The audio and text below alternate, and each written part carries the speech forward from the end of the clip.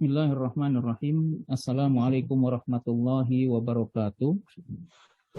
Alhamdulillah wassalatu wassalamu ala Rasulillah wa ala alihi wa sahbihi wa man tabi'a huda la haula wala quwata illa billah.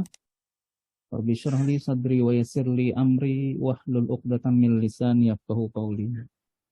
Ayah bunda yang dirahmati Allah, adik-adikku, saudara-saudariku yang berbahagia, apa kabar antum semuanya? Semoga semua dalam keadaan sehat walafiat dan sukses ya, atau berhasil dalam menjalankan aktivitas sehari-hari, terutama untuk menggapai niatan pendidikan atau melanjutkan pendidikan di Al-Azhar Kairo Mesir. Seperti biasa, pada hari Sabtu Darul Arifin itu seringkali mengadakan bincang Sabtu yang dikemas dua arah ya. Jadi bagi Bapak Ibu, saudara-saudariku, adik-adikku nanti yang apabila ada hal yang ingin ditanyakan, bisa langsung bertanya dengan membuka mikrofon pada monitor atau layar ruang Zoom ini, atau dengan menggunakan ruang chat ya yang ada di Zoom. Dan insya Allah bersama saya Arifin dalam ke depan akan membahas seputar sekolah di Ma'had Al-Azhar Kairo Mesir. Dan pada kali ini topik yang akan kita angkat adalah hal-hal yang perlu diperhatikan ya bagi para pelajar tentunya selama menuntut ilmu di Al-Azhar Kairo Mesir. Dan untuk memulai bincang Sabtu kita pada hari ini, mari kita sama-sama membaca basmalah. Semoga Allah memberikan keberkahan dan manfaat pada pertemuan kita kali ini. Bismillahirrahmanirrahim. Ayah bunda, saudara-saudariku, adik-adikku yang dirahmati Allah, sebagaimana biasa yang sering kali saya jelaskan pada bincang Sabtu, bahwa Darul Arifin dalam setiap tahunnya itu memberangkatkan tidak kurang dari 100 pelajar ya, baik banin laki-laki ataupun banat perempuan. Dan insya Allah pada tahun ini di 2023 Darul Arifin akan memberangkatkan pada bulan Agustus, September, dan Oktober 2023. Jadi sudah dilokalisir waktunya, yang mana pada tahun-tahun sebelumnya kita bisa memberangkatkan hampir setiap bulan keberangkatan. Jadi kalau tahun kemarin dan tahun sebelumnya itu karena tidak ada peraturan dari KBRI mengenai zona waktu keberangkatan anak-anak ke Kairo Mesir, khususnya pada jenjang ma'had ini, maka hampir setiap bulan kita ada keberangkatan. Bahkan tahun kemarin kalau tidak salah ada sekitar 16 kali keberangkatan dari Darul Arifin untuk para pelajar Ma'had Al-Azhar. Jadi semakin kemari terlihat semakin banyak peminatnya dan juga sudah mulai tersosialisasikan dengan baik. Walaupun memang Ma'had Al-Azhar sejatinya sudah ada sejak ratusan tahun yang lalu, akan tetapi khususnya di Indonesia masih banyak orang belum memahami atau bahkan mendengar ya, belum banyak mendengar seputar sekolah di Ma'had Al-Azhar Kairo Mesir. Selama ini yang beredar di Indonesia adalah ketika orang mendengar tentang Al-Azhar itu asumsinya sudah S1 atau universitas. Padahal sama seperti lembaga pendidikan di semua dunia, di semua negara, bahwa Al-Azhar apalagi yang merupakan lembaga pendidikan tertua itu pastinya memiliki jenjang-jenjang yang sangat lengkap ya, sangat lengkap. Dan salah satunya adalah jenjang Ma'had Al-Azhar Kairo Mesir.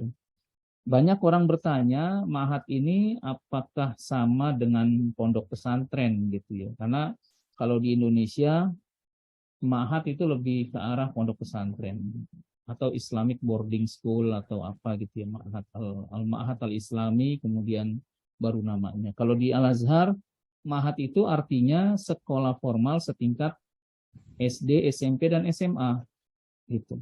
Jadi itu adalah ma'had. Jadi lembaga pendidikan di Al-Azhar itu ada namanya Rodotul Atfal, ya TK ya sama seperti kita, kemudian Ma'ahid atau jamak dari Ma'had. Jadi Ma'had itu nanti ada jenjang ibtidai, i'dadi, kemudian sanawi, SD, SMP, dan SMA. Adapun untuk universitas namanya Jami'ah. Jami'ah itu ada S1, S2, dan S3. Dan yang menjadi konsentrasi Darul Arifin untuk membantu memberangkatkan, kemudian melakukan pemberkasan, kemudian melakukan pendaftaran baik di Indonesia sampai Ananda terdaftar di Ma'had Al-Azhar, itu adalah anak-anak yang pada jenjang Ma'had ini. Jadi artinya lulus SD sudah kita berangkatkan. Banyak sekali tahun kemarin ya dan tahun ini yang mendaftar anak-anak yang saat ini sedang menyelesaikan pendidikan di kelas 6 SD. Bahkan juga ada yang mendaftar anak-anaknya masih dalam pendidikan di kelas 3 SMP gitu. Dan tidak sedikit juga anak-anak yang kami berangkatkan yang usianya sudah dewasa ya, di atas 17 tahun, di atas 20 tahun.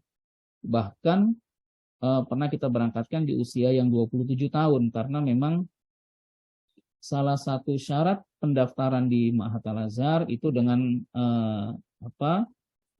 waktu atau usia tidak kurang dari 12 tahun dan tidak lebih dari 30 tahun. Jadi selama antara 12 tahun sampai 30 tahun itu insya Allah diterima di Ma'had Al-Azhar Kairo Mesir. Dan yang berikutnya yang menjadi minat yang semakin banyak pada tahun-tahun belakangan ini bagi anak-anak yang ingin melanjutkan pendidikan di Ma'had adalah pada jenjang Ma'had tidak ada tes masuk. Nah ini sangat istimewa sekali karena yang kita pahami bahwa ketika kita mau mendaftarkan di Al-Azhar, khususnya pada jenjang kuliah atau S1 itu harus mengikuti tes masuk yang dikelola oleh Kementerian Agama. Nah berbeda dengan Ma'had. Ma'had Al-Azhar ini ketika kita masuk itu tidak ada tes. Bahkan sekolah-sekolah setingkat SMP dan SMA di Indonesia pun ketika masuk ada tes. Ya, berbedanya di situ. Nah, kemudian bagaimana caranya Ma'had Al-Azhar itu menempatkan kelas-kelas bagi anak-anak yang mendaftar di Ma'had adalah dengan adanya placement test. Jadi ketika Ananda sudah mendaftar, kemudian kita berangkatkan ke Kairo, kemudian di sana mengikuti pemberkasan lanjutan, kemudian setelah itu baru Ananda akan diikutkan dalam placement test atau tes penempatan kelas. Di tes penempatan kelas ini sesungguhnya Al-Azhar akan melihat kemampuan bahasa Arab antum semuanya. Jadi ketika bahasa Arab antum mencukupi, maka antum diperbolehkan ikut akselerasi atau namanya musabaqah atau imtihan qabul. Akan tetapi ketika antum memiliki kemampuan bahasa yang dirasa kurang oleh Al-Azhar, maka antum akan diikutkan di kelas bahasa beberapa bulan. Gitu.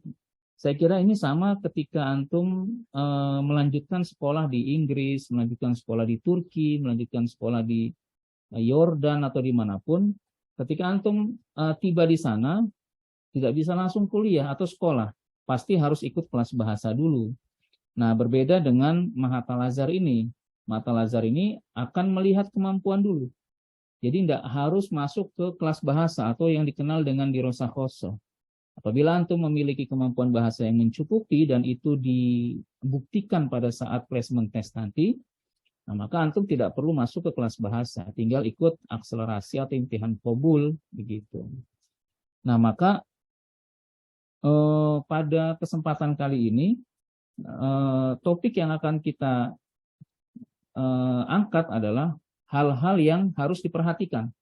Jadi bagaimana kita bisa mendapatkan keberkahan dan kesuksesan pada saat kita berada di Al-Azhar, khususnya di Ma'had Al-Azhar, dan bagaimana kita bisa menghindari adanya kegagalan ya, karena dalam setiap perjalanan di Ma'had Al-Azhar, khususnya juga bahkan di universitas, itu cukup banyak orang-orang yang mendapatkan kegagalan atau rontok ya pada di pertengahan jalan.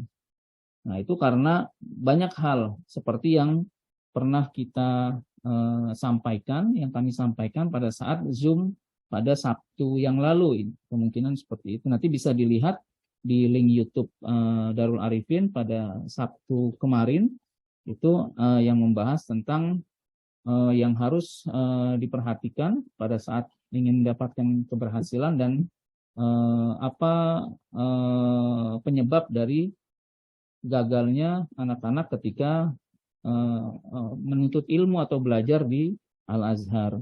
Dan perlu diketahui bahwa walaupun ma'had ini adalah setara dengan SMP dan SMA, jadi ma'had ini adalah sekolah formal yang didirikan oleh Al-Azhar, jadi bukan mitra Al-Azhar, bukan, tapi memang betul-betul didirikan oleh Al-Azhar yang sudah berdiri ratusan tahun yang lalu.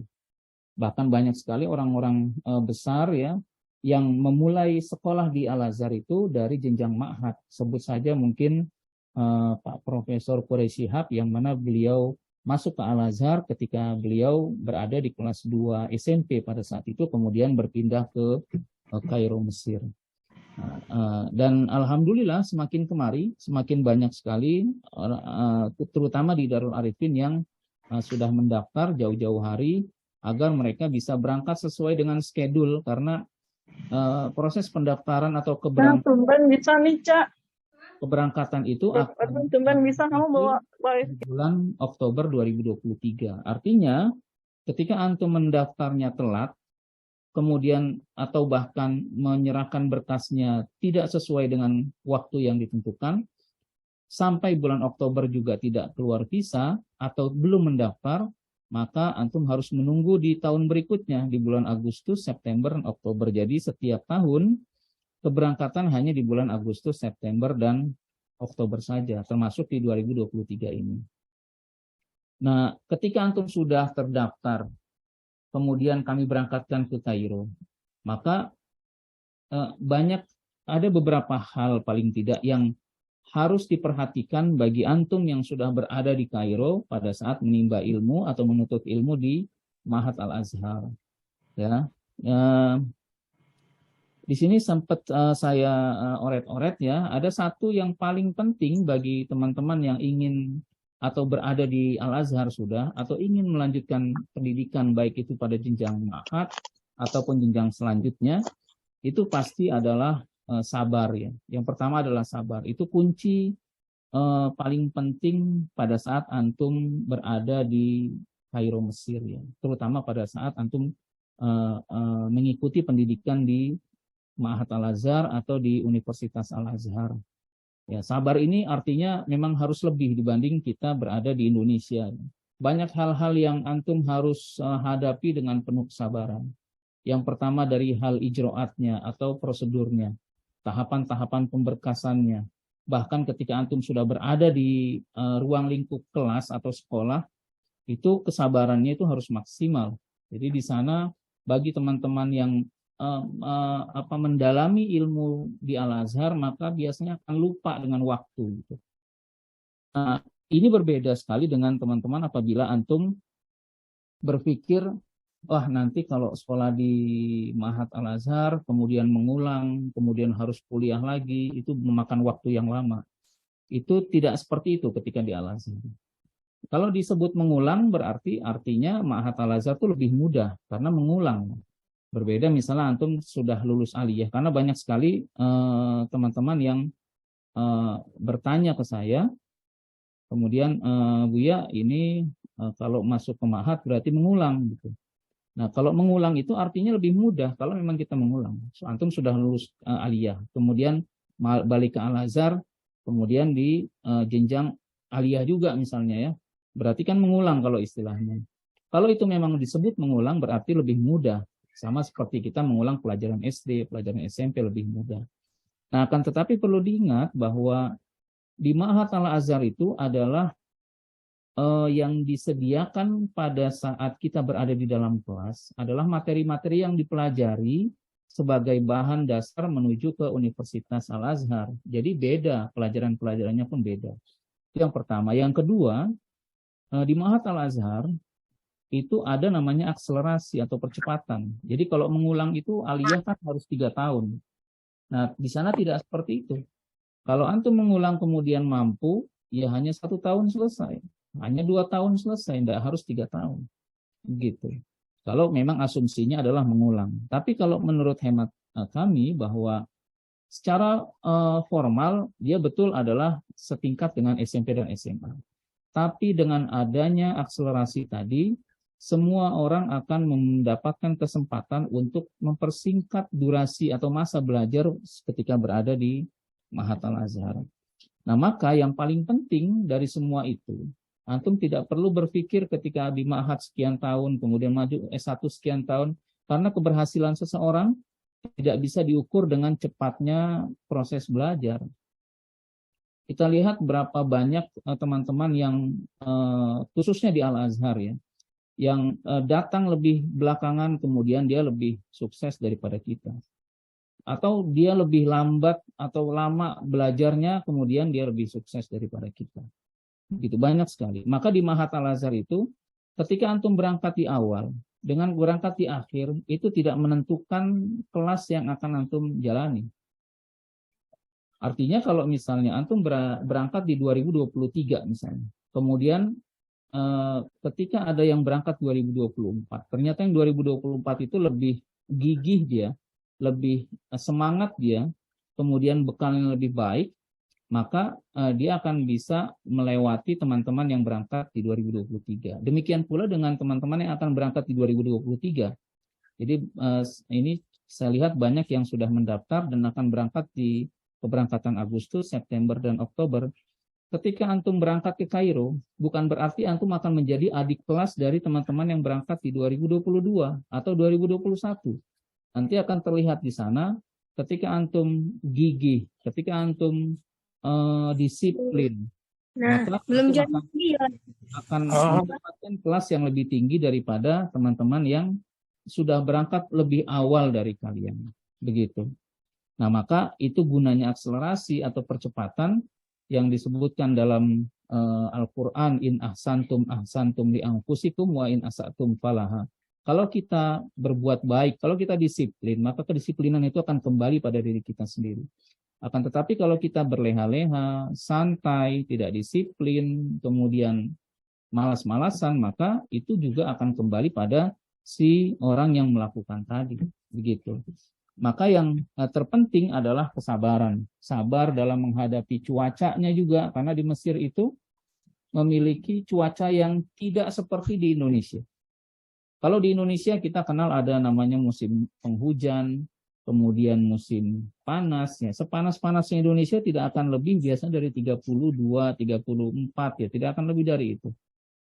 Ya rata-rata 28, 30, 32 seperti itu.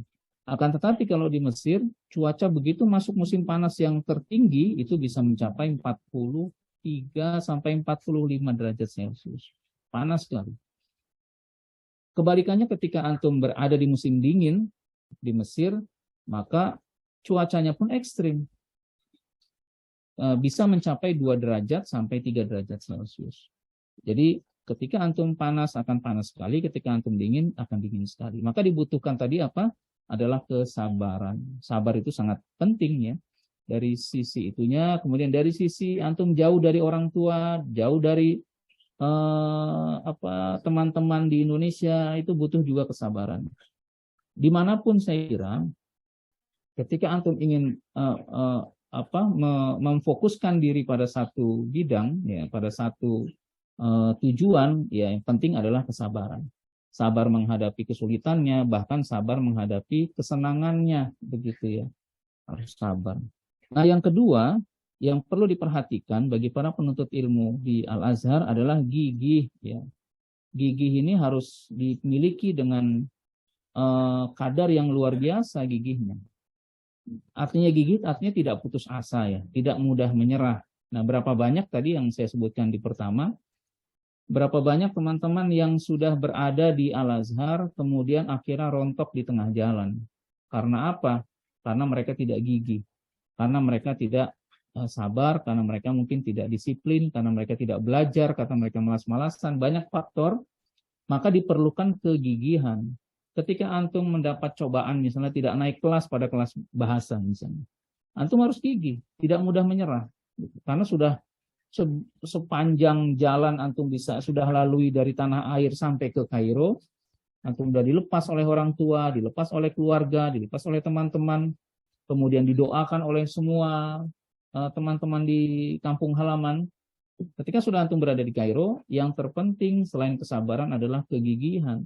Ketika antum menghadapi kendala, kemudian tidak naik kelas misalnya, maka jangan mudah menyerah. Nah, yang kemudian gigih itu artinya juga harus kuat semangatnya, tidak mudah goyah, tidak mudah goyah.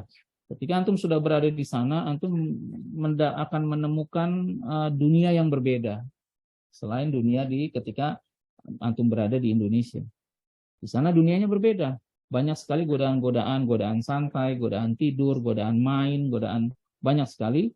Dan ingat bahwa semangat yang antum miliki sejak berada di tanah air sampai antum berada di Kairo itu harus memiliki semangat yang kuat, ya, gigih dalam menggapai apa yang antum cita-citakan ketika berada di Mahat Al-Azhar. Dan yang ketiga adalah disiplin, ya. Disiplin ini sangat penting. Sejak beberapa tahun belakangan di Mahat Al-Azhar itu ketat, ya, ketat dalam hal kedisiplinan. Ketika antum tidak naik, ya, atau ketika antum tidak masuk sekolah, maka akan dicatat beberapa hari ketika antum tidak sekolah. Nah, yang kami dapatkan ketika antum berada di kelas bahasa, antum 15 hari nggak masuk kelas saja sudah DO langsung. Yang pertama. Yang kedua, ketika antum sudah di Ma'had itu, dikalkulasi ada 30 hari antum nggak masuk sekolah, itu akan di DO juga. Yang berikutnya, di Ma'had Al-Azhar, di jenjang DK, di kelas bahasa ataupun di Ma'hadnya, ketika antum tidak naik kelas 2 kali pun akan di DO-kan oleh Al-Azhar. Jadi sangat ketat sekali. Kalau tahun lalu kesempatan untuk tidak naik kelas 3 kali. Misalnya antum ketika ikut placement test, kemudian masuk di kelas bahasa di level 5 misalnya. Nah, di level 5 itu satu kelas bahasa itu kan 1,5 bulan. Setiap 1,5 bulan itu ujian. Ketika 1,5 bulan kemudian ujian tidak naik kelas, maka mengulang yang kedua. Yang kedua 1,5 bulan tidak naik kelas, maka langsung DO. Maka diperlukan kedisiplinan. Disiplin pada saat waktunya sekolah. Disiplin pada saat waktunya bimbel di asrama Darul Arifin. Disiplin pada saat antum ikut halakoh misalnya. Ada waktunya halakoh-halakoh atau kajian-kajian di Masjid Al-Azhar. Kemudian halakoh-halakoh Quran, halakoh tafsir, halakoh hadis yang tersebar di Kairo. Antum harus ikuti itu. Karena kedisiplinan itu nanti akan membuahkan hasil yang maksimal. Khususnya pada saat antum berada di Kairo. Dan yang berikutnya, yang keempat, adalah istiqomah, ya, istiqomah. Istiqomah itu artinya tidak, ya, istiqomah. Istiqomah tidak mudah berubah pikiran, tidak mudah berubah hanya semangat di awal, kemudian belakangannya kendor gitu, ya. Harus tetap istiqomah. Karena memang keistiqomahan itu yang akan membawa kepada keberkahan. Ya, ketika antum sekolah pagi jam 7, kemudian pulang jam 1:30, kemudian dari jam 1:30 antum bisa ikut halakoh Al-Quran bersanad sampai asar, kemudian setelah asar antum bisa ikut kajian-kajian atau halakoh-halakoh tafsir, hadis, fikih, dan lain sebagainya. Itu harus dilakukan secara terus-menerus, istiqomah, berkesinambungan. Jangan hanya sekali kemudian malas, sekali kemudian malas, gitu ya. Karena di sana selama antum berada di Kairo, antum akan membutuhkan kemandirian yang betul-betul mandiri. Jadi kemandirian itu akan membuahkan hasil sesuai dengan yang antum lakukan. Jadi di sana tidak ada orang-orang yang menghukum pada saat antum nggak sekolah, nggak ada. Di Al-Azhar nggak ada hukuman. Kalau di sini mungkin kita sekolah terlambat kemudian dihukum, atau nggak masuk sehari 2 hari dihukum, apa berdiri di kelas kemudian mengerjakan PR kemudian apa. Kalau di Kairo tidak ada. Kalau misalnya jam 7 antum telat jam 7:30 atau jam 7:15 datang, pintu gerbang ditutup, itu mungkin hal yang biasa. Tapi kalau sudah tidak masuk sehari 2 hari 3 hari, tidak ada hukuman juga. tinggal dicoret aja, oh sudah sekian hari, 15 hari, coret DO langsung gitu. Atau pada saat antum nggak masuk kemudian atau malas-malasan kemudian ikut ujian, itu akan terlihat di situ bahwa antum tidak bisa menjawab ujian dengan baik, akhirnya tidak naik kelas. Nah, itu dibutuhkan tadi kemandirian dalam yang istiqomah, yang terus-menerus. Ya. Maka dari sekarang bagi teman-teman yang sudah mendaftar, kemudian tahap saat ini sedang melengkapi pemberkasan, karena sebagian sudah keluar rekomendasi dari Kemenak Pusat, sebagian sudah masuk dalam proses pemvisaan, kemudian persiapan untuk keberangkatan. Maka yang diperlukan, antum harus mulai belajar mandiri di Indonesia. Ya, mandiri untuk bangun tepat waktu, mandiri untuk berangkat ke sekolah. Tidak perlu menunggu ketika orang tua mengingatkan. Tidak perlu menunggu ketika orang tua harus membangunkan antum sholat subuh. Tidak perlu antum menunggu orang yang mengingatkan antum baca Quran atau belajar dan seterusnya. Jadi kemandirian itu harus istiqomah, harus berkesinambungan, bukan hanya istiqomahnya di awal ketika antum berada di Indonesia, wah semangat sekali. Begitu sampai sana sebulan 2 bulan kemudian melempem, akhirnya berubah gitu. Dan yang terakhir, sebetulnya masih banyak sekali yang perlu disampaikan, tapi ini hanya rangkuman bahwa bagi teman-teman yang berada nanti di Kairo untuk melanjutkan pendidikan di Ma'had Al-Azhar khususnya, yang terakhir adalah doa. Itu sudah hal biasa, karena doa menurut Rasulullah SAW, doa silahul mu'min, ya, bahwa doa itu adalah senjata bagi kita semua. Jadi artinya kalau kita mau berperang tanpa ada senjata itu kan susah. Kalau kita mau berperang kemudian kita tidak punya doa sebagai senjata kita mau menggapai satu keinginan, menggapai satu cita-cita, kemudian kita tidak punya senjata, itu susah. Maka doa itu adalah senjatanya orang-orang beriman. Doa itu dilakukan oleh siapa? Yang pertama pastinya diri sendiri. Setiap waktu antum berdoa, ya Allah sebelum keberangkatan, ya Allah kuatkan kami dalam bersemangat untuk melanjutkan pendidikan di Ma'had Al-Azhar misalnya. Kemudian berikan istiqomah dan seterusnya. Itu doa sendiri. Kemudian yang pastinya yang kedua adalah doa orang tua. Orang tua itu menjadi tolak ukur keberhasilan antum. Karena dalam hadis disebutkan ridallahu fi ridal walidain wa suhtullah fi suhtil walidain. Jadi kalau kita mau berhasil dalam satu bidang, maka orang tua harus ridho. Ridhonya itu dengan doa. Dan doa itu sebagai ridhonya. Bahkan sebagian ulama mengatakan bahwa ketika orang tua kita tersenyum atas apa yang kita usahakan, apa yang kita lakukan, itu sudah ridho. Tanda-tanda keridhoan itu kan banyak. Dengan merestui, dengan memberikan ridho, bahkan dengan mendoakan. Dan keridhoan seorang orang tua itu adalah puncak dari doa yang kita harapkan sebagai anak. Maka antum ketika antum akan melanjutkan pendidikan di Ma'had Al-Azhar, apalagi yang akan antum pelajari adalah hal-hal yang bersifatnya agama, ya, Islam, mendalami keislaman di sana, pastinya akan membutuhkan keridhoan dan doa dari orang tua. Kemudian doa dari para guru, guru-guru antum yang selama berada di Indonesia, ketika antum menjalani tahap demi tahap hingga antum bisa punya keinginan untuk melanjutkan pendidikan di Ma'had Al-Azhar, harus menyeberangi 2 benua seperti itu, maka doa yang dilantunkan oleh para guru-guru kita itu akan menjadi juga support, ya, atau tambahan kekuatan kita untuk melanjutkan pendidikan. Dan yang berikutnya adalah teman-teman, pastinya teman-teman juga ikut mendoakan. Jadi 5 poin tersebut yang harus diingat, ya, ketika antum ingin melanjutkan pendidikan di Ma'had Al-Azhar, ya. Karena mungkin itu terlihat hal yang biasa, tapi ketika antum sudah berada di Kairo nanti, itu menjadi hal yang luar biasa. Ketika antum di Indonesia kita biasa mendengar adanya sabar, ya. Tapi kalau di Mesir betul-betul harus sabar. Akan terlihat bagaimana ceritanya antum harus bersabar dalam satu bidang, dalam satu hal, dalam satu kegiatan, dalam satu prosedur, dalam satu pemberkasan misalnya. itu sangat-sangat dibutuhkan kesabaran dan kegigihan pastinya tadi. Kegigihan karena belajar di Ma'had Al-Azhar itu tidak seperti belajar kita di SMP dan SMA di Indonesia. Nanti akan terlihat betul ketika antum berada di Kairo, wah ternyata seperti ini sekolah di Al-Azhar. Karena kalau dibilang sulit, memang sulit. Karena memang seperti itulah Al-Azhar mempertahankan kualitas anak didiknya. Jangan sampai ketika sudah lulus di Ma'had Al-Azhar, antum memiliki ilmu yang setengah-setengah atau tidak dapat diandalkan.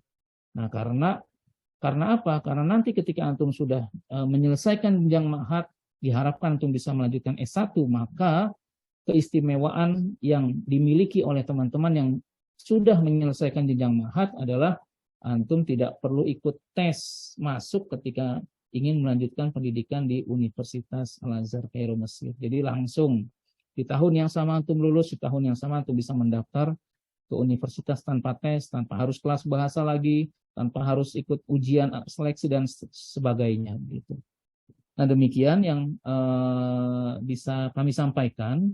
Silakan bagi ayah bunda, teman-teman, adik-adikku yang ingin bertanya seputar sekolah di Ma'had Al-Azhar Kairo Mesir, dipersilahkan karena memang ruang Zoom ini disediakan oleh Darul Arifin untuk bertanya jawab ya. Tidak perlu ragu, tidak perlu sungkan untuk bertanya, baik itu dengan membuka mikrofonnya atau dengan mengetik pada ruang chat Zoom. Ya, dipersilahkan. Ini ada 33 peserta yang hadir pada Zoom kali ini. Assalamualaikum Pak Ustadz. Waalaikumsalam warahmatullahi wabarakatuh. Ibu silakan. Ini loh Pak Ustadz, saya mau tanya. Kalau untuk standar Ma'had di sana itu standarnya ya Pak? Maksudnya bukan kategori yang pintar atau kategori yang kalau di sini kan misalnya SMP itu ya standarnya 3 tahun, SMA itu standarnya 3 tahun. Nah untuk standarnya di sana itu berapa tahun lamanya? Pertanyaan pertama. Sama boleh satu pertanyaan, apakah yayasan ini mengadakan, maksudnya di daerah Jakarta atau di sini tuh ada kursus bahasa Arab untuk mempersiapkan, misalnya anak saya mau saya kirim pas SMA bisa kursus seminggu sekali atau gimana supaya nanti sampai sana dan memang niat ke sana pas masuk kelas bahasanya tuh yang nggak mulai-mulai banget dari level yang bawah gitu loh. Udah itu aja Pak Ustadz pertanyaannya. Ya. Terima kasih. Assalamualaikum. Assalamualaikum warahmatullahi wabarakatuh. Kalau standar normal di Ma'had yang kita berangkatkan adalah Ma'had kelas jenjang SMP dan SMA ya, atau I'dadi dan Sanawi. I'dadi itu normalnya adalah 3 tahun. SMA itu atau Sanawi normalnya adalah 3 tahun. Tapi tidak sedikit teman-teman yang bisa menyelesaikan di Ma'had itu hanya dalam waktu 2 tahun. Itu bahkan ada juga yang menyelesaikan dalam waktu 1 tahun dengan ikut akselerasi tadi. Cuma memang dari Indonesia sangat sedikit. Nah, kita mau kejar itu. Namun yang banyak ya, yang banyak adalah 2 tahun atau 3 tahun untuk menyelesaikan Ma'had yang normalnya adalah 6 tahun tadi. Jadi kalau standar waktunya yang dimiliki, jadi kalau di sana ketika antum masuk ke misalnya kemampuan bahasa Arab itu tidak mencukupi, maka antum akan masuk ke kelas bahasa atau dikenal dengan Dirosah Khoso. Dirosah Khoso itu ada 6 level. Kalau 1 level itu 1,5 bulan, maka 6 level itu bisa sekitar 9 bulan nih. 9 bulan itu kalau misalnya ketika masuk placement test itu harus masuk ke level paling rendah ya, atau di Muqtadi awal. Jadi karena ada 6 level, Muqtadi awal, Muqtadi sani, Mutawasid awal, Mutawasid sani, Mutaqaddim awal dan Mutaqaddim sani. Jadi ada 6 level. Per levelnya 1,5 bulan. Rata-rata yang teman-teman dari Darul Arifin ketika ikut placement test itu rata-rata berada di level 4 atau 3, 4, 5 ya. Bahkan kemarin banyak yang 6. Jadi tinggal 1,5 bulan di kelas bahasa, kemudian setelah itu ikut akselerasi. Nah, di akselerasi itu nanti akan yang diuji adalah kelas-kelas yang SMP dan SMA. Nah, pada saat itu diperlukan memang ada bimbingan belajar di asrama. Maka Darul Arifin itu selalu mengadakan bimbingan belajar di asrama. Untuk apa? Untuk persiapan tadi. Bagi teman-teman yang ikut placement test akan ada bimbingannya di Kairo, di asrama Kairo, dan bagi yang akan ikut akselerasi pun ada bimbingannya. Nah, ketika ikut akselerasi tadi itu akan menentukan lama belajar ketika berada di Ma'had Al-Azhar. Gitu. Yang tadinya harusnya SMP 3 tahun, SMA 3 tahun, itu bisa diselesaikan misalnya 1 tahun selesai. Jadi kelas bahasa cuma 1 bulan setengah, kemudian SMP SMA 1 tahun. Jadi 1 tahun 1 bulan setengah. Jadi seperti itu. Atau ada juga yang SMP harus SMP-nya 1 tahun, kemudian SMA-nya 2 tahun. Misalnya seperti itu. Jadi 3 tahun. 3 tahun di ma'hadnya. Tambah kelas bahasa mungkin sebulan setengah. Jadi ada yang juga ketika akselerasi dapat langsung kelas 3 SMA misalnya. Kelas 3 SMA artinya belajarnya hanya setengah tahun. Jadi 1 tahun selesai. Ada yang ketika pada saat akselerasi dapat kelas 2 SMA misalnya. Jadi 1 tahun, 2 tahun. 2 tahun selesai. Setelah itu baru melanjutkan pendidikan di Universitas Al-Azhar. Jadi kalau ditanya berapa standarnya, ya standarnya tadi SMP 3 tahun, SMA 3 tahun. Kan tetapi ini tidak menjadi standar mutlak. Jadi tidak seperti di kita ya di Indonesia. Kalau di Indonesia segigih apapun kita, ya anak-anak kita, sepintar apapun, tetap SMP 3 tahun dan SMA 3 tahun. Kalau di sana tidak. Maka yang tadi di awal disebutkan, apakah itu berarti mengulang? Saya rasa tidak mengulang. Jadi karena kalau mengulang itu SMP berarti harus 3 tahun, SMA harus 3 tahun, kalau di sana tidak. Selama antum bisa menyelesaikan jenjang ma'had dengan sangat baik, maka Al-Azhar akan memberikan penghargaan dengan apa? Dengan cara memberi kesempatan menyelesaikan jenjang ma'had dalam waktu yang singkat. Gitu, seperti itu. Di samping juga ada beberapa beasiswa yang akan diberikan oleh Ma'had Al-Azhar atau Al-Azhar bagi teman-teman yang bisa menyelesaikan akselerasi dengan sangat baik. Ini jadi sebagai informasi bahwa tahun lalu mungkin sudah pernah saya singgung bahwa ketika akselerasi di Ma'had Al-Azhar itu akan dipilih 10 pelajar dengan nilai tertinggi untuk mendapatkan beasiswa dari semua negara. Dari semua negara. Biasanya dalam satu kali pendaftaran itu ada sekitar 800 atau 900 pelajar dari semua negara, termasuk dari Indonesia. Nah, setiap akselerasi itu, setiap tahunnya itu ada dipilih 1 sampai 10 pelajar yang mendapatkan nilai terbaik. Dan alhamdulillah, Indonesia mendapatkan 1 dari 10 tadi. Jadi urutan kelima dari Indonesia. Dan alhamdulillah juga dari Indonesia itu satu-satunya itu dari Darul Arifin. Dan saat ini masih ada di asrama kita, gitu ya. Nah, mudah-mudahan tahun ini kita bisa kejar, tidak perlu 1, mungkin bisa 2 atau 3 dan seterusnya. Mudah-mudahan seperti itu. Tinggal bagaimana antum semua, para pelajar itu bisa memanfaatkan waktu semaksimal mungkin ketika berada di Ma'had Al-Azhar. Nah, kemudian yang berikutnya adalah persiapan.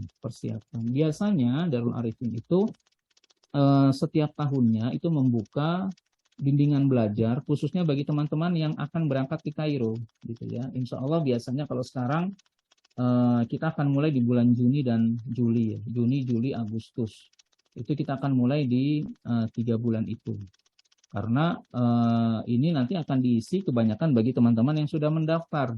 Jadi nanti akan ada bimbingan belajar biasanya melalui offline ataupun melalui online. Bagi yang jauh-jauh biasanya lebih banyak mengambil lewat offline ya. Jadi pengajarnya pun nanti dari Kairo. Jadi pengajar-pengajar kita di asrama yang memberikan bimbel itu akan memberikan bimbel bagi teman-teman yang akan belajar. Maka nanti kemungkinan ketika sudah masuk ke tahap persiapan keberangkatan, nanti Zoom seperti ini akan lebih banyak diisi oleh teman-teman yang sudah siap, yang sudah mendaftar dan ikut persiapan keberangkatan. Insya Allah seperti itu. Jadi persiapannya ada. Tujuannya adalah ketika antum nanti sudah berada di Kairo dan akan mengikuti tes penempatan kelas atau placement test tadi, antum mendapatkan nilai yang maksimal. Dengan apa? Dengan ada bimbelnya tadi. Maka nanti ada beberapa bimbel nanti. Ada bimbel bahasa Arab secara umum, persiapan untuk keberangkatan ke Kairo. Yang kedua adalah bimbel untuk placement test, persiapan placement test. Jadi nanti termasuk kisi-kisi soalnya akan diulas pada saat bimbel tersebut dan seterusnya, gitu ya. Termasuk juga biasanya setiap tahunnya kita akan adakan pertemuan untuk mungkin 1 atau 2 pertemuan biasanya untuk memperkenalkan bahasa harian Mesir gitu ya. Karena sebenarnya sih kalau bahasa Arab itu standar, hampir semua negara Arab itu bahasa Arabnya sama. Cuma cara pengucapannya dan beberapa sedikit kalimat yang berbeda. Dan itu biasanya nanti akan diberikan 1 atau 2 pertemuan di antara bulan Juni, Juli, dan Agustus insya Allah. Jadi persiapannya itu ada insya Allah. Bagi yang mungkin belum terdaftar atau mungkin mendaftar untuk keberangkatan 2024 karena saat ini sudah cukup banyak yang mendaftar untuk keberangkatan 2024 ya. Jadi bukan hanya 2023 saja yang mendaftar karena kebanyakan pun yang berangkat di 2023 mereka banyak yang mendaftar di 2022 tahun lalu. Jadi yang sekarang mendaftar pun banyak yang di 2024. Akan tetapi apabila antum ingin mendaftar untuk keberangkatan di 2023 kalau di Agustus sudah full, karena waktunya sudah tidak mencukupi juga, di September dan Oktober insya Allah masih bisa mendaftar. Karena proses pendaftaran, proses pengurusan visa pelajar memakan waktu cukup lama. Juga proses rekomendasi Kemenak Pusat dan Kemenak Daerah pun memakan waktu yang cukup lama. Jadi seperti itu Ibu ya, persiapannya ada insya Allah. Ada lagi yang mau ditanya? Baik Pak, terima kasih. Assalamualaikum Ustaz. Waalaikumsalam warahmatullahi wabarakatuh Pak, silakan. Saya Pak Ramadan Ustaz. Mau nanya apa? Zahra kan kemungkinan kan yang berangkatnya tanggal 24 Agustus besok. Baik. Kan udah keluar dari izin kemenaknya. Setelah keluar izin kemenaknya, pusat udah keluar tuh kita ngapain lagi sebagai orang tua? Nunggu aja atau gimana? Habis itu tolong di-share lagi Ustaz di grup wali santri barang-barang yang mau dibawa biar bisa diangsur kan menyiapkannya.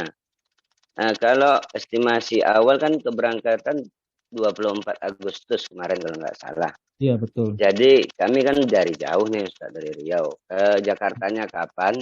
Itu berapa hari karena harus dengan waktu kerja kan harus disesuaikan juga Ustaz, yang terlalu lama kan. Gitu.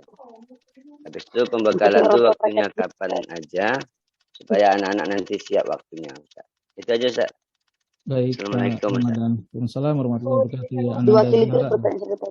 Ya, jadi ada sekitar 29 ya atau 30 anak yang sudah keluar atau sudah terbit rekomendasi dari Kemenak Pusat, artinya sudah siap, insya Allah sudah siap berangkat itu. Dan apa yang dilakukan sekarang adalah menunggu untuk proses visa pelajarnya. Jadi bagi ayah bunda, adik-adikku yang sudah melengkapi dokumen itu biasa langsung dikirimkan ke kedutaan untuk proses visa pelajarnya. Jadi nanti ketika visa pelajar itu sudah terbit, maka tinggal nunggu keberangkatan gitu.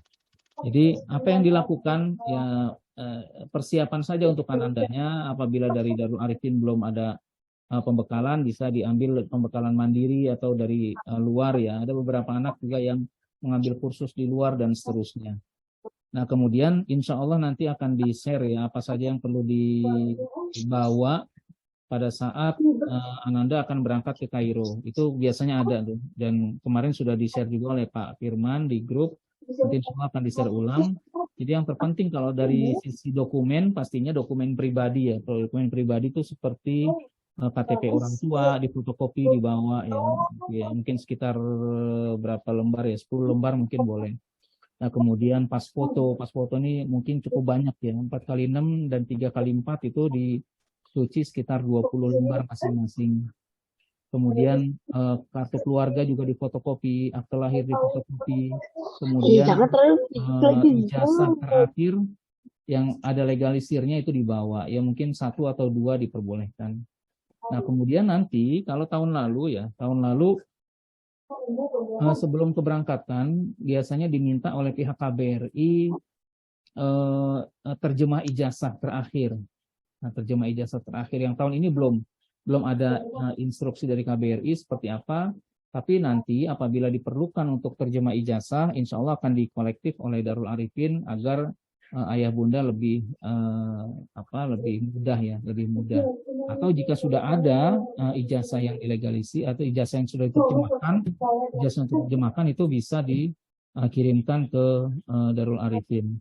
Begitu Pak. Nanti insya Allah akan di-share kembali secara detail, termasuk pakaian-pakaiannya, termasuk apanya, termasuk juga ada materai ya, materai 10.000 yang harus dibawa, yang nilainya 10.000 tuh dibawa mungkin sekitar 4 atau 5 lembar untuk dibawa ke Kairo, karena itu pada saat dibutuhkan pada saat proses di KBRI gitu, termasuk nanti baju-baju, kemudian buku-buku, termasuk kamus dan Al-Quran dan sebagainya, nanti akan insya Allah akan diinformasikan kembali di grup wali siswa ya.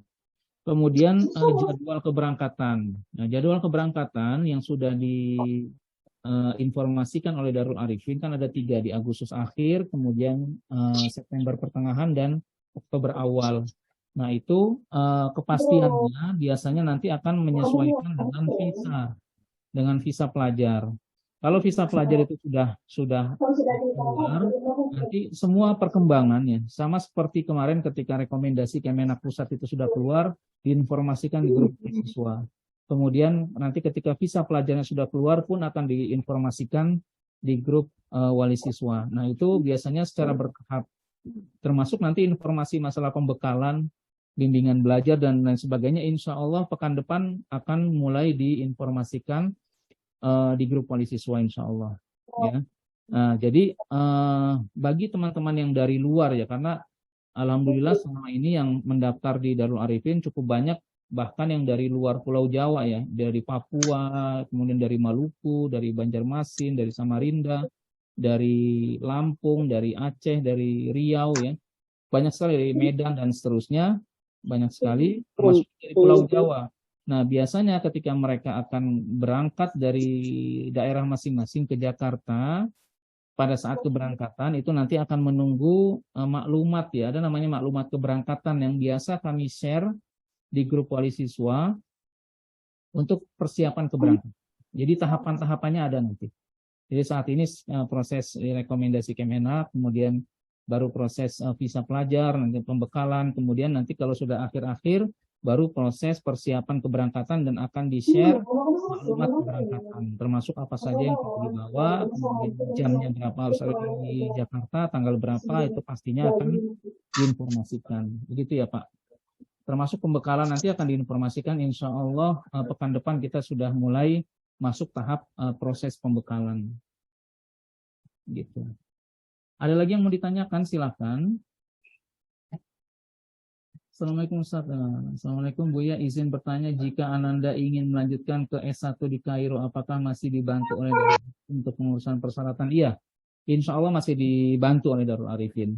Jadi selama Ananda berada di asrama Darul Arifin, semua tahapan-tahapan pemberkasan, ya termasuk ke melanjutkan ketika Ananda sudah lulus di Ma'had, kemudian lanjut S1, itu pastinya akan dibantu oleh tim Darul Arifin yang ada di Kairo. Jadi tidak perlu khawatir. Yang terpenting adalah fokus belajar, disiplin, kemudian sudah selesai, nanti semua pemberkasan insya Allah akan dibantu oleh Darul Arifin. Seperti itu Pak. Ada lagi yang Assalamualaikum. Waalaikumsalam warahmatullahi wabarakatuh. Silakan Pak. Mau nanya tentang mahadnya yang bahasa bagian Bogor. Baik. Dalam 6 level itu kitab apa yang dipakai Ustaz? Feeling saya sih anak saya kayaknya akan mulai dari dasar banget ini. Ya.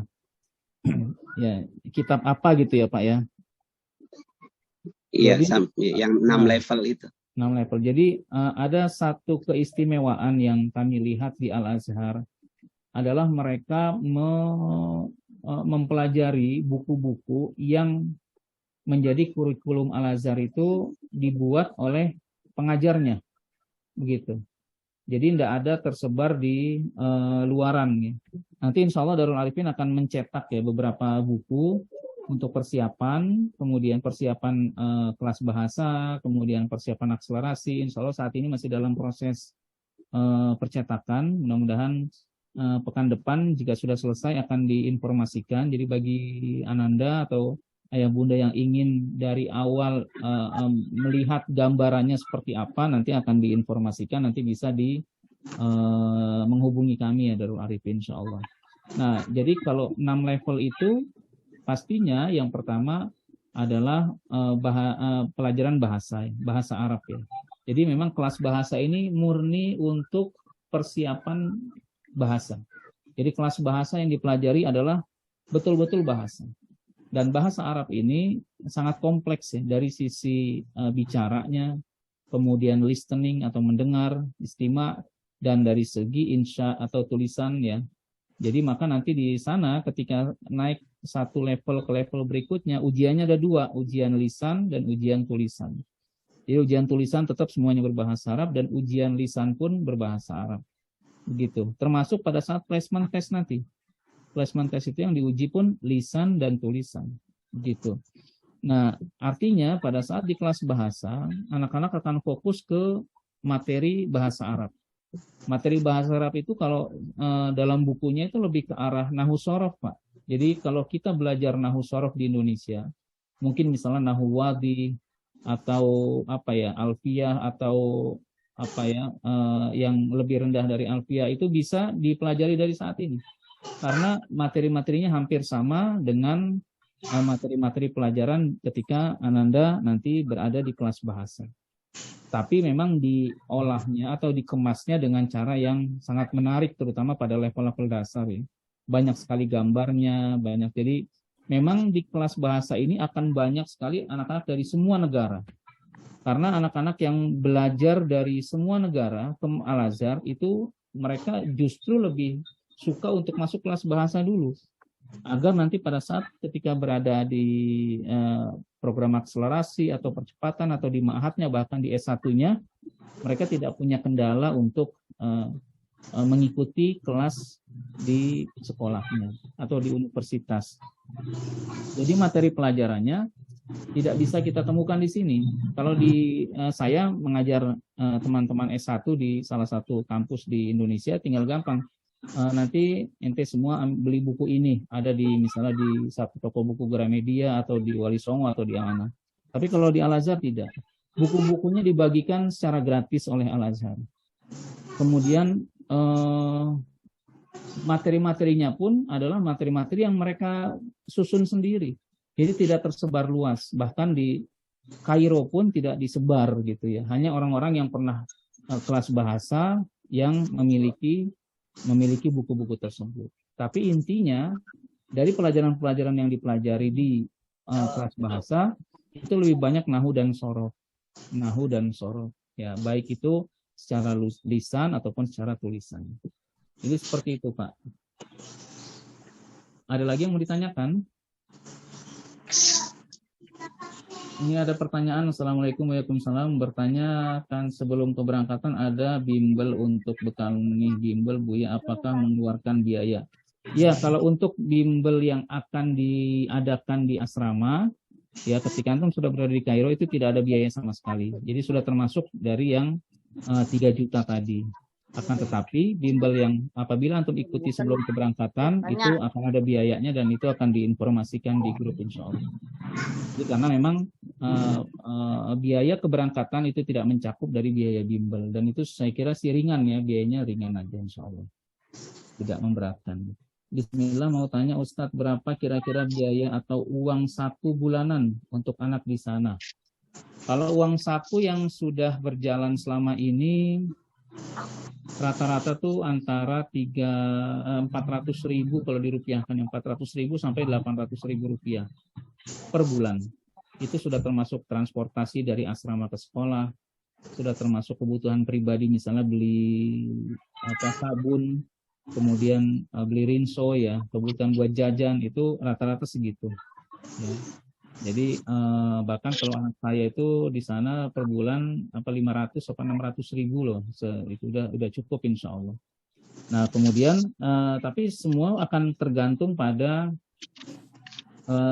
gaya hidup masing-masing anak ya. Kalau gaya hidupnya tiap minggu beli jaket ya atau beli baju ya mungkin lebih dari itu. Atau banyak makan di luar misalnya, tidak makan di asrama tapi makan di luar. Nah itu pun tergantung. Tapi kalau normalnya, karena ketika Ananda sudah berada di sana, banyak wali siswa yang mengirimkan uang jajan atau uang kebutuhan pribadi ke rekening Darul Arifin.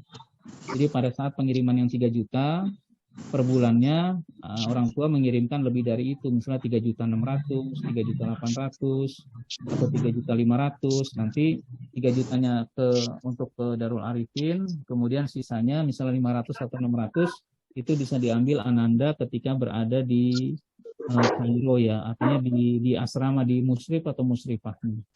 Seperti itu. Ada lagi yang mau ditanyakan, silakan. Assalamualaikum Ustaz. Izin Ustaz. Assalamualaikum warahmatullahi wabarakatuh. Silakan Pak.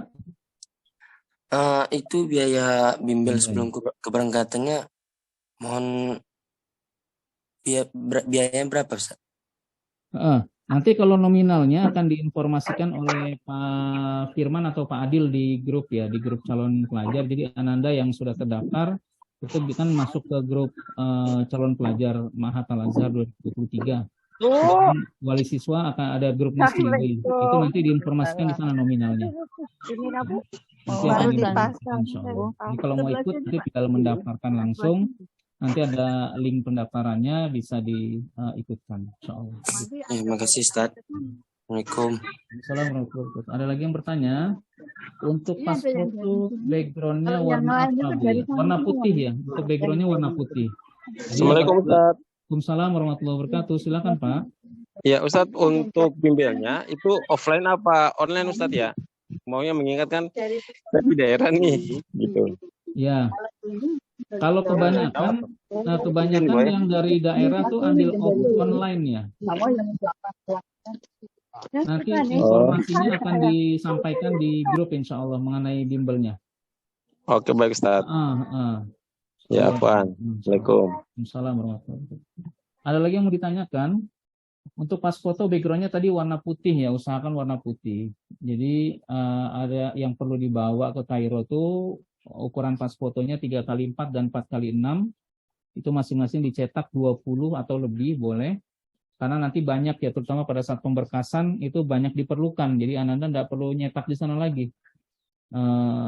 Misalnya di KBRI pada saat lapor kedatangan itu harus menyertakan foto. Kemudian pada saat permohonan rekomendasi di atas pendidikan itu pun harus pakai foto. Kemudian nanti di rumah sakit, karena salah satu syarat untuk masuk ke Mahat Al-Azhar, Ananda harus tes darah di sana. Jadi di rumah sakit Al-Azhar ada tes darah, tes mata dan tes perut itu harus dilakukan di rumah sakit Al-Azhar. Itu nanti pun memerlukan foto. Kemudian lapor di imigrasi pada saat kedatangan ya di Kairo ketika antum sudah berada di asrama di Mugamma namanya, itu pun harus biasanya melampirkan foto. Sampai Ananda begitu melampirkan formulir dan mendaftar di istilahnya kalau bahasa kita di TU Al-Azhar ya, itu pun akan memerlukan foto yang cukup banyak. Jadi lebih banyak lebih bagus dan usahakan backgroundnya warna putih. Ada lagi yang mau ditanya? Assalamualaikum Bu, Waalaikumsalam. Mau tanya, pada saat Ananda belajar di Kairo, bahasa yang sering digunakan itu bahasa Amiyah, Mesir atau bahasa Fushah? Bahasa yang sering digunakan bahasa Fushah ya. Kalau bahasa Amiyah biasanya kita akan temukan di keseharian, misalnya di pasar ya, di toko gitu ya, di pergaulan luar ya. Tapi lebih banyak bahasa Fushah. Dan sebenarnya apabila antum menguasai bahasa Fushah ya, dimanapun di negara-negara Arab, itu pandangan orang Arab sendiri akan berbeda. Jadi lebih banyak menghormati ya daripada antum bicara bahasa Amiyah, karena bahasa Amiyah itu artinya bahasa keseharian. Kayak kita di Indonesia bahasanya antara bahasa baku yang bahasa tidak baku ya. Kalau kita mungkin Indonesia orang agak risih ketika misalnya saya mau pergi ke pasar, misalnya seperti gitu ya ngomong. Tapi kalau bahasa Amiyahnya kan misalnya kalau bahasa kasarnya gue mau ke pasar nih begitu ya. Jadi ada nihnya, kemudian sayanya diganti gue, terus perginya nggak disebut. Nah, ya seperti itulah bahasa Amiyah gitu ya. Jadi hanya cara pengucapannya kemudian dipercepat aja. Nah, dan orang lebih menghargai ketika antum bisa bahasa fusha. Saya ingat sekali sekitar pada saat saya berada di waktu itu baru lulus dari Al-Azhar, kemudian saya sering bawa jamaah haji, dan salah satu kru kita ada yang saat ini terkenal ya, Dr. Syafiq Basalamah, itu sahabat akrab saya. Pada saat ketika kita berada di Saudi, beliau itu tidak pernah pakai bahasa amiyah Saudi. Jadi selalu bahasa fusha yang dia kedepankan. Dan saya lihat respon orang-orang Arab itu sangat hormat ketika kita mengucapkan atau berbicara dengan bahasa fusha. Jadi sebenarnya bahasa amiyah itu tidak perlu dipelajari, karena nanti antum akan menemukan sendiri dan secara spontan akan belajar di sana. Yang harus dipelajari adalah bahasa fushahnya. Karena bahasa fusha itu akan tertera di buku pelajaran, akan tertera di Al-Quran, karena bahasa fusha tertinggi pastinya bahasa Al-Quran. Nah, itu yang harus dipelajari. Jadi kalau ditanya lebih banyak bahasa mana ya, bahasa fusha.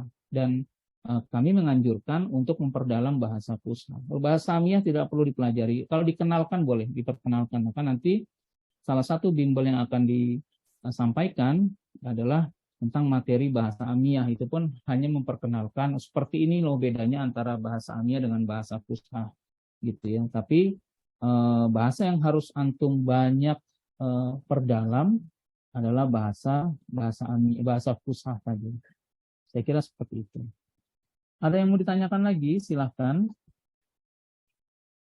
Kita sudah berada di jam 11:13 waktu Indonesia Barat, jadi artinya sudah 1 jam lewat 3 menit kita jalani ini atau ikuti bincang Sabtu ini. Terima kasih sekali lagi bagi ayah bunda, saudara-saudariku, adik-adikku yang dirahmati Allah yang sudah bergabung di Zoom bincang Sabtu ini. Semoga Allah berikan manfaat pada bincang Sabtu pada kali ini untuk menambah pengetahuan dan juga kemantapan hati agar antum bisa maksimal melangkahkan kaki di Al-Azhar, kemudian memantapkan diri dan menyelesaikan dengan sangat baik insya Allah. Dari kami, apabila ada yang tidak ditanyakan lagi, dari kami cukup sekian. Terima kasih sekali lagi atas kehadiran ayah bunda, adik-adikku, saudara-saudariku semua. Mudah-mudahan ada manfaatnya. Dari kami mohon maaf ya, bila wal hidayah. Wassalamualaikum warahmatullahi wabarakatuh. Waalaikumsalam warahmatullahi wabarakatuh. Waalaikumsalam warahmatullahi wabarakatuh.